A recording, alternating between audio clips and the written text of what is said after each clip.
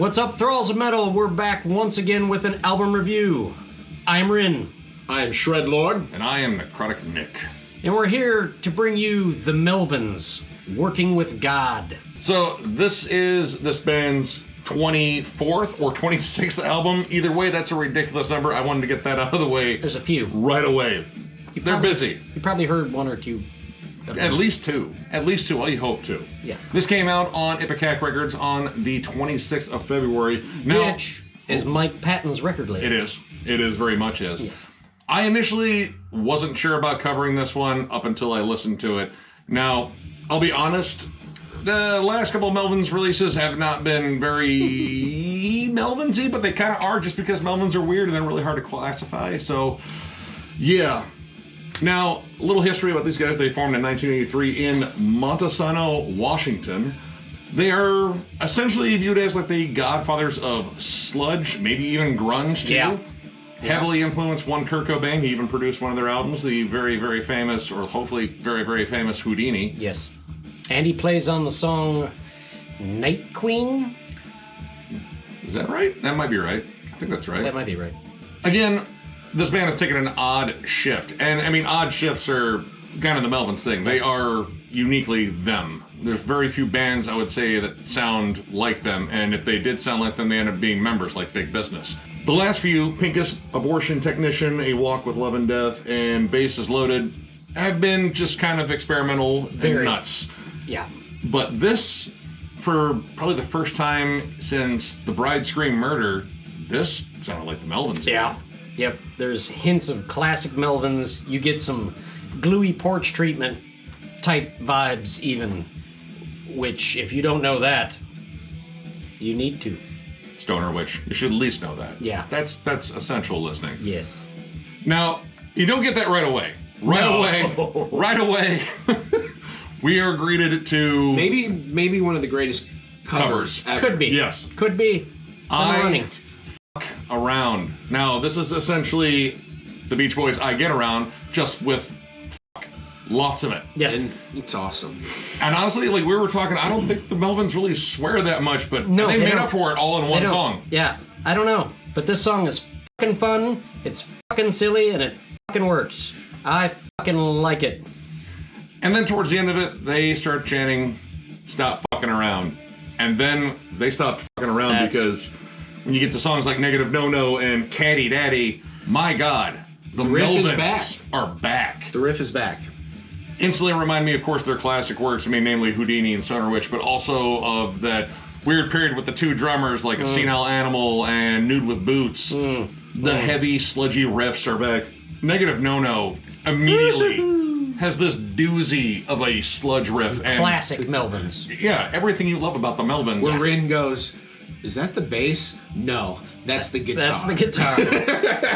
That's Buzzo plugging his Gibson into a Marshall and turning it all the way up. 11, maybe a 12. I don't know. Could be. It sounds like the strings are both rusty and floppy at the same time. I feel like Buzzo would play a Sun amp. Probably. Something Probably. crazy boutique. Something old. And old. Maybe. Something Orange would make old. sense. Dale Crover and his... He has such an interesting drum style. I'm trying to think of ways to describe it.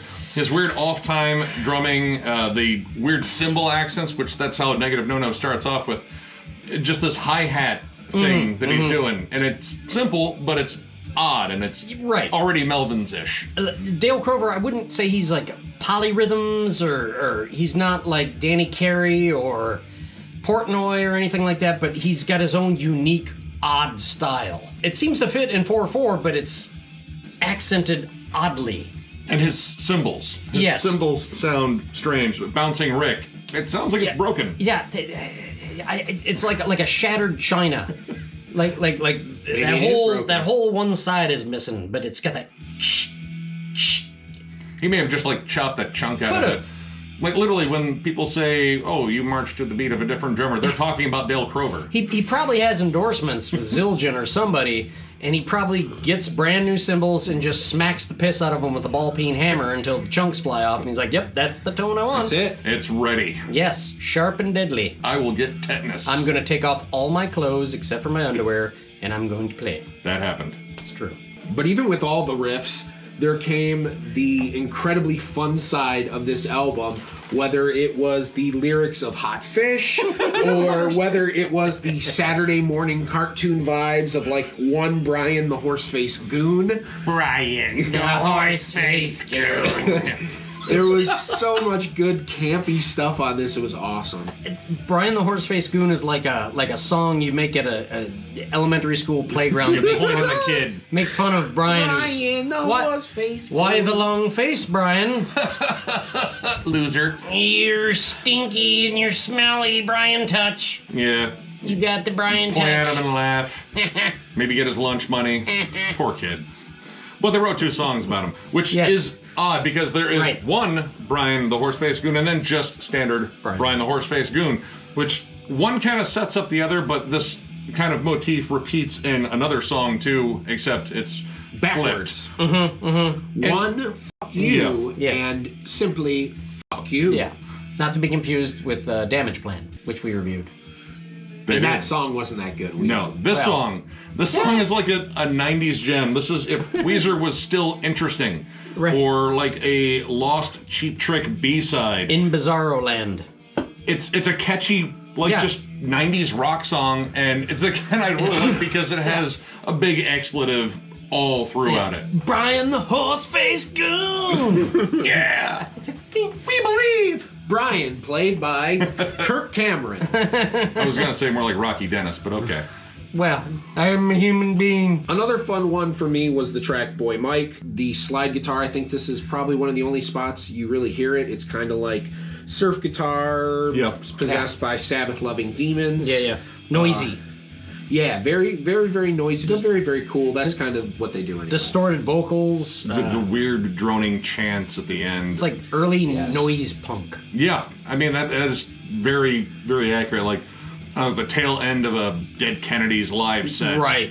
Except, Jello's just freaking out and yelling in a bullhorn. Right. Something about Republicans. Or definitely. They're mad as hell. Yeah. They are mad, and they're mad as hell. Even though this song kind of drags a little in the end, as some of these tracks do at the end, I think one thing that I think is signature to their sound is when they find that good groove. They let it ride a little bit. A good chunky riff and weird lyrics, and I gotta say, Buzz sounds incredible. Oh, yeah. His vocals have not dropped off, and he's 56. We had to look it up. Jesus. He still sounds like the Buzz that was on Houdini in 1991. His hair is everything. Is that Prel? It's very bouncy. It's electricity. Yeah. But he sounds great again. And I mean, outside of like the weird endings, which some of these songs, I mean, it's kind of a Melvins thing to just do shit differently. Right. It seems like they kind of just take that riff and was like, well, how do we end this? I don't know. Let's just keep playing until we get tired and shit. Seems like it should end a few minutes from now. Yeah, okay, let's do it. Yeah. I mean, how? I don't know. We'll know when we get there. That's part of the journey. Yes. But some songs do have, like, just great closing parts. Yeah. Hund, I think, is one of the heaviest songs in here. I think the tone is even a little bit different. There's something a little bit crunchy and maybe arguably metal, because this is one of those bands that, once again, it's on the cusp. Dances on the line. It really does. Dances with But the Melvins have influenced a lot of great metal bands. Yeah. Like, if you listen to anything about the beginnings of Crowbar, they were in the 80s thrash era, and then they found gluey torch treatments, and they're like, we can play slow? Yeah, Sabbath did. Well, let's do that. So it was a combination of the Melvins, Sabbath, and that's what basically made New Orleans sludge. Yeah, they are heavily influential to metal in general, which is another reason why I wanted to cover this. But at the same time, I wasn't sure if they were actually going to be doing metal this stuff again. Yeah, right. Because this is the stuff they're known for. This is the highly influential, weird band that I heard about in high school. Right. That, the people that were more into, Nirvana and STP were like, well, the Melvins suck. And I was like, you know what? Just because you said that and I don't like you, I'm going to listen to them. I saw the Melvins open up for Rob Zombie in '95. I was 23. Still. That's not true. It is still like a little bit of their like newer weirdness, but it's mixed with their older weirdness, and I still like that. And You know, they do strange stuff, like, you know, the last track on here, of course. Good Night, Sweetheart. Well, first off, it starts as Good Night, Satan. It could be the devil. I'm not sure. If I end up killing myself, I'm blaming it on the Melvins. I was going to say, they've had a lot of guest vocalists in the past. It could be the devil. We compared Hot Fish to like a Kiss song about hot fish. Yes. And then I said that possibly Hund could be the soundtrack to the violent diarrhea that follows once you have too much hot fish. Or, if you listen to the lyrics, it could be about cunnilingus. Or it could be about fish. Could be about fish. We're not entirely sure. Buzzo does whatever he wants to do. However, if you did change the lyrics to something about underage chicks, Gene Simmons could have sang this song in 1976. Absolutely. Have a seat here, Gene. Now, Yeah. what are you doing? How old's this girl, Christine? She's been around, but she's young and clean. I don't know. Goodnight, Sweetheart is a odd bebop cover of acapella, Melvin style, one Melvin, of the Spaniels' 1951. It's very creepy. It's literally 3 men and a little Melvin. Yeah. Tiniest little buzz. Yeah. Huge fro. It's a fun closer. And they open it with a cover and close it with a cover. Sandwich with 2 weird covers. Melvin style. Melvin style. Yes. That's pretty much this album. It feels like the Melvins again. It feels like the regular weird Melvins, not the newer weird Melvins that they have been. And isn't Melvin another name for a wedgie? Yeah. Yeah. So that's what the Melvins have been doing for close to 40 years now. Is wedgies. Crawling right up your ass. musical wedgies, yanking up your underwear up to your throat. So overall, I gotta give this one 3.5 stars. It's not quite, of course, the return to the glory years, but my God, the effort is there. It sounds like the Melvins again. Yeah. It's not a perfect album. There are some misfires in there and just kind of extra weirdness that may not have needed to be there, but wow, what was there? It was still really good. Those songs that echoed all that classic Melvin sound, I literally, when I was listening to it for the first time, looking at my phone, I was like, yeah, okay, whatever. And then I just start hearing these riffs, and I just kind of do that slow pan over, like, oh my God, you're back? It's been 11 years. Where have you been? This is a killer album. If you love the Melvins and you've been waiting patiently like me over the last 11 years and still buying every album, even though they're weird, you finally got one that you've probably been waiting for. So go out and get this one. The Melvins are back. I'm gonna go with a 3.5 as well. This is a return to the godfathers of grunge. It's not Houdini, it's not Stoner Witch, it's not Stag, it's not Gluey Porch Treatments, but this is riffs, song structure. It's weird, but not as weird. Maybe they got the experimental stuff with Bases Loaded and the other albums that they've done in the past 11 years out of the way. Pinkus. It's weird. I wouldn't say this is their swan song because I don't think anything will stop the Melvins from putting out records until Dale or Buzzo's in the ground. And yeah, if you like the Melvins, especially the classic Melvins, you'll dig this. There's some solid songs. Caddy Daddy. Caddy Daddy rules. Negative No No. Good stuff. And Fuck You is awesome. And I Fuck Around is awesome. Hund! Yes, check this out. If you have a sense of humor and you like pre-grunge.